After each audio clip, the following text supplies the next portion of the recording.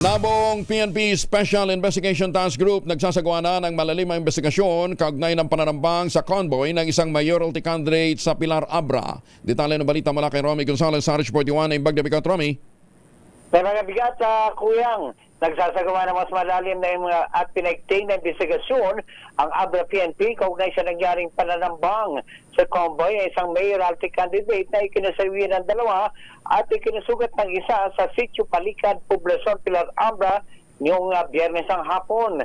Nakilala ang mga nasawi na sina Froilan Bizares Beno, punong barangay ng Kilyat, Tangilan, Abra, at si Kevin Bizares Beno. Nasugatan naman si Sunny Bizares at nagtutulan na ngayon ang Nabong Special Investigation Task Group na kinabibilangan ng Abra PNP, Provincial Forensic Unit, CIDG, Regional Intelligence Unit 14, Regional Civil Security Unit, Regional Mobile Force Battalion 15 at Special Action Force para makilala ang mga salarin sa pamamagitan ng iba't ibang pamamaraan na makalulutas sa naturang insidente. Kasabay nito, nag-alok naman ng pamilya ng mga biktima ng kalahating milyong pisong pabuya sa sino mang nakakaalam at makapagbibigay ng mahalaga impormasyon at testimonya para makilala at mahuli ang mga taong responsable sa pagkamatay nina Froilan Beno at Kevin Beno.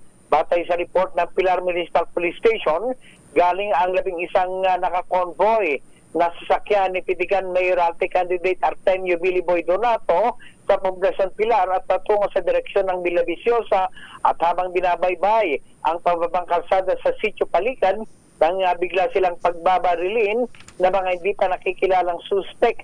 Napuruan ng tama ng balas ang itim na Montero SUV na sinakyan ng tatlong biktima na nasahulian ng naturang convoy. Ito, si RH41 Romy Gonzalez para sa DZRH. Una sa Pilipinas, una sa Pilipino. Boy, Romy, number one, naka-rest back yung mga nasa convoy? Nakapagpaputok din ba sila? Walang binanggit sa report, kuyang eh. Oo nga eh. Ang problema. Oo, parang tapos yung 11 sakyan na convoy ni Mayoralty Candidate Billy Boy, yung huling sakyan ang napuruhan. Napuruhan daw ng mga nag-ambush sa kanila. So katakataka sapagkat ang target ay si Billy Boy, subalit yung tinaman yung nasa huling sakyan ng kanilang convoy. Doon sa bilang ng mga tumama, at saka syempre, for sure, may makukuha silang mga basyo dyan. Ilang baril ang ginamit? Iba-iba daw na klase ng kalibre ng matataas na klase ng baril. Okay. Ang tumama sa Montero SUV, kung saan yung driver mismo, si Kevin Bueno, talagang dead on the spot. Samantalang yung Froilan, yung mayor, barangay captain ng barangay Kilyat ay isinugod, pati yung sugatan na si Sunny Bizares Tuyang. At buwinawen na lang ng buhay yung barangay captain. Talagang maraming tama. Tama yung... Wala silang security escort? Walang may baril doon sa convoy? Wala din sa report? Meron. Paramang siguro hindi binanggit lamang sa report kasi nung nadat na ng mga pulis yung SUV, wala na yung mga kasama nila sa convoy. Iniwan na lang yung SUV.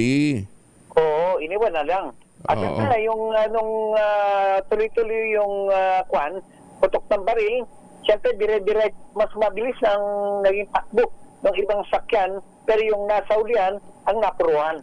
Kasi hindi naman sa dahil napapanood natin sa pelikula, pero logic will tell you, 'di ba?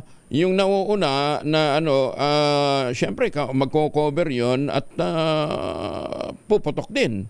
Maliban lang kung wala talaga silang baril, kaya tumakas na lamang sila. Ayun, ang kasi dapat gaganti sana sila kung sakaling may mga daling baril. Subalit kung tuloy-tuloy ka, nakapagtataka bakit hindi mo isalba yung makasama mo. Oh. Anong partido ni Mayor? Progreso. Progreso. Dalawang grupo lang naman sa Abra Asenso at Progreso. Okay. Yung Asenso, yun ang kay Ito yung kina-incumbent Governor Dominic Valera at Vice Governor Joy Bernos. Sa kabila naman, yung grupo ni na Kong Mayor JB Bernos. So, magkakalaban itong magpipinsan? Yung JB Bernos at saka Joy, magbayaw. Magbayaw? Mag-hit. Oo. Okay. Ay, sus, men, lalim talaga nitong usaping ito, ano ha? Oo. Hindi, kasi paano natunugan na dyan dadaan yung convoy? Yun, tapos yung sa larawan pinapakita ko na parang may lupa sa taas, doon daw pumesto yung mga ambush sa kanila. Medyo mataas, about siguro 20 meters high. Yan, yung area na yan, doon daw sa taas. Oo nga. At ang kung saan pumesto. At doon nagpaulan ng napakaraming pala na iba't ibang kalibre ng baril, yung mga hindi pa nakikilalang mga salarin. Kasi kung talagang ang target yariin sila, no ha? Ay may mag-aabang ito, may mag-block doon sa may unahan, considering na isolated yung lugar eh. Kung talagang naplano, di ba? Napakalay, walang mga bahayan. Walang mga bayang area na yan, yung palikad. At magaban nasa poblasyon pero malayo sa sentro. Konti ang tao. Pero kung siyempre, kung talagang abusin mo, 2 peso sana yan. May taas at nasa baba. Hindi, tsaka siyempre, kung gusto mong puruhan, may blocking ka. Kung alam mo namang walang baril di ba? Tsaka, hindi ho natin gustong maging madugo talaga. No? Kaya lang, iniintindi ho natin yung sitwasyon para naman hindi din tayo bulag kung ano talagang nangyayari. No?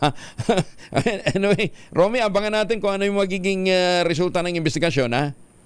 Oo, yun talaga tabayanan natin sapagkat nangako naman ng ABA PNP at ng Cordillera PNP na may kainatnan itong ginagawang investigasyon ng nabuong Special Investigation Task Group.